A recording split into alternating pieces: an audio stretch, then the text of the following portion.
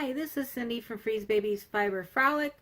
I just thought I'd do a quick update on my stash enhancement and kind of what I'm working on right now.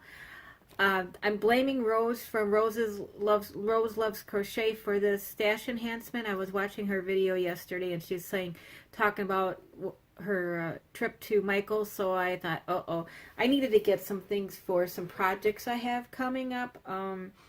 I have an order for 2 baby blankets and a bunch of bunny hats, so I thought I'd go ahead and get some stuff. If you need to find me on social media, on Ravelry, I'm Cindy Loohoo for you. On Instagram, I'm Freezebabee. I also have a podcast group on Ravelry for Freezebabee's Fiber Frolic. And then I also have Twitter, Freezebabee, and of course my email and stuff. And I just started an Etsy shop, which doesn't have a lot in it right now, but it will be hopefully by next week. Anyhow, I wanted to show you my stash enhancement. They had okay, I had never seen these before, but this is the Impeccable Endless yarn. It's an acrylic yarn. I believe it's the number 4. Yep. It's regularly $20 a skein. It's 1,700 and wait a minute, 100% acrylic. Let me find the label here. 1,790 yards. So it's 28 ounces. It's for a number H hook, which is a 5mm. So I got it for half off. I needed some for these. I'm making bunny hats. Let me show you the picture. I'm making like 5 of them for my grandnieces and my sister and her daughters. So, and the dog. I'm making them all for them. So I got 1 skein of this in the rose color. It's called Soft Rose. And then I also got the white. So I think that's going to be enough for the hats, hopefully. We'll see. And then I also, because I'm making baby blankets, I've been getting really frustrated. I was trying to do one using the Caron, whatever it's called. Oh, the Bernat Pop.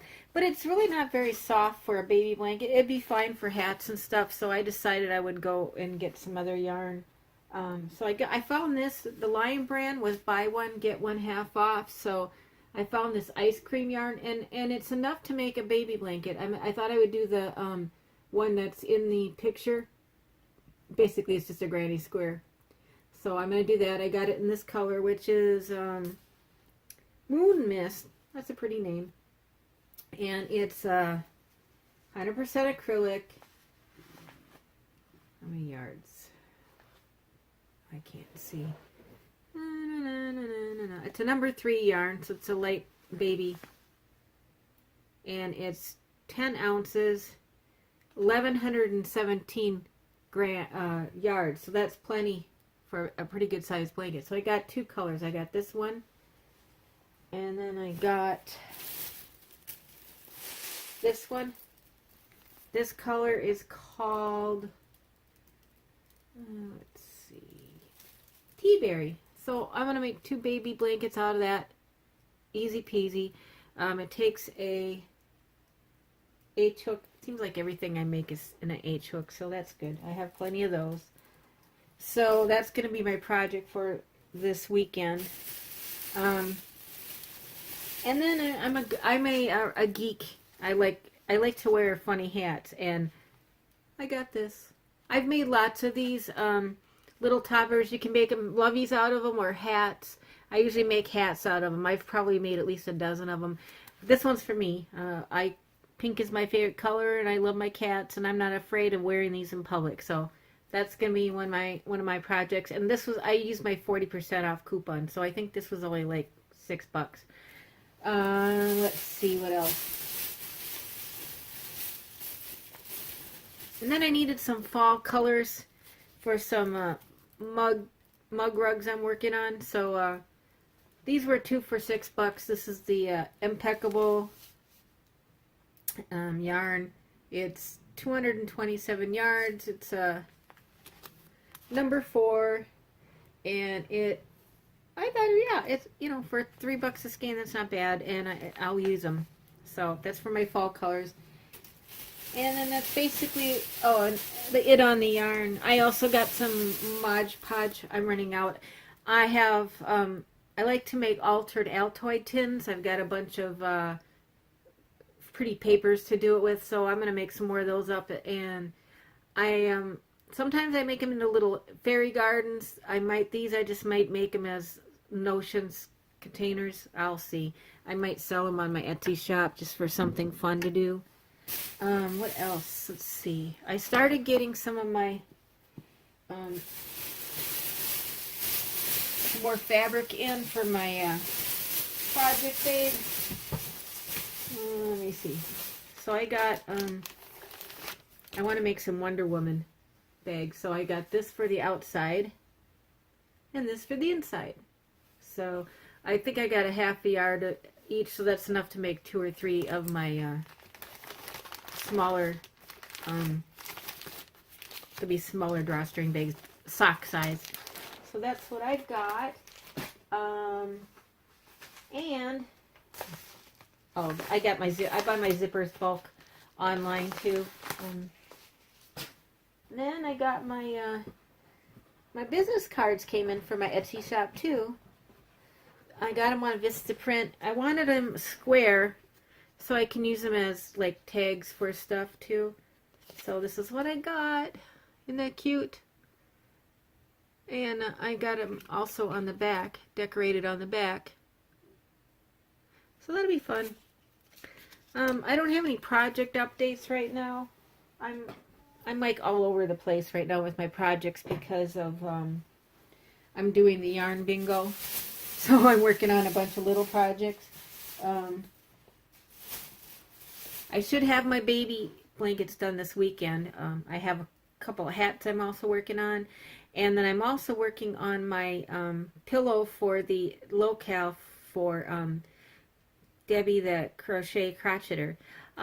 One of my subscribers, Classy Kim, had some questions she wanted me to answer. So I thought I would go ahead and answer them here. She wanted to know who is my favorite indie dyer and why. I can't name any certain one. There's several of them I buy from, and I thought I'd mention them. Annie Modaset, who is the Knitting Heretic. She's also Modeknit. She's a lovely, lovely person. I've gotten to know her over the years. She was the first indie dyer I got from her. I love her themes. She did, one of the first colors she did was called A Study in Pink, which was based on the first episode of Sherlock. And so she had sent me some yarn out of that. It's so soft and squishy. And of course, it's my favorite color, pink. I'm working on my sock head hat out of that. I should be done with that this week too. The size of her skeins is very generous, and it's very soft. And of course, I love her colorways. She's a dear person, so I have to shout out to her. If you ever get an opportunity to take a class with her, she's great. She's kind of, right now she's not doing it because she's recuperating from her chemo, but I have great faith in her that she'll be back out and around because she's a fighter. And then Sheena from Casual Fashion Queen, she's a Central Florida indie dyer. She's a friend of mine, and I love her. She was the first podcast I saw, and she's also the first, one of the my most prolific indie dyers that I buy from. Right now I'm not buying any, but I love her themes that she uses. She kind of falls along the line of me with being a fangirl, so I like her themes, and her colors are outstanding. She's very she's fearless. I mean, she uses some great colors, and of course I love the really bright colors, so she's right up my alley. And I love her bases, so check her out. She's a Casual Fashion Queen, and I will post the links to everybody on here. The other one is another Central Florida dyer who's relatively new. It's Olive and 2U Studios. They're based out of Lakeland and Winter Park. It's a couple of friends, Michelle and Carolyn. They have really good yarn bases as well. Their colors are very vibrant. I especially like her Corfu blends. There's Corfu Sands and Corfu Blue, and I think there's another one. She's very, very good at doing the speckles, so I love hers. I say I love hers. I think Carolyn's the dyer, but super people. They are very, they've really grown a lot in the last year or two. They started out doing pop-up shops at different knitting groups and stuff, and now they've really expanded with what they've been doing with the Yarn Lounge, and then working with the Little Button Studio out of Celebration. I'm really bad about remembering names. Anyways, Celebration Florida has got a little, well, they've grown, doubled inside a needlework studio. I'll look up the name and post it also in the comments down below. And then the other one I wanted to mention was Sharon from Knit Style Yarns. She has a podcast with her husband, Sharon from Knit Style Yarns. She is based out of New York. Her and her husband do a podcast called Knit Style Yarns. Rich is her husband. He's called the Yarn Boy. They're a hoot. They also have a most adorable little Yorkie dog named Jamie. I buy stuff from her. She's really brilliant on her color choices too. She has a partner named Donna from Donna's Designs on Etsy, and Donna makes the bags, and then Sharon will pick the colors and dye them based on the bag. So they've done a lot of partnerships, and I've gotten a few combinations from there. I did a shawl out of one of her yarn combinations, so she's brilliant. Another great yarn dyer. Let's see, what else do I have on questions? Let's see. Oh, she wanted to know what my favorite box yarns were. I have a lot of box yarns that I buy on a regular basis over the years. Caron Simply Soft is my favorite, probably because of the quality of the yarn. I know some people don't like the splittiness of it. I have no problem with it.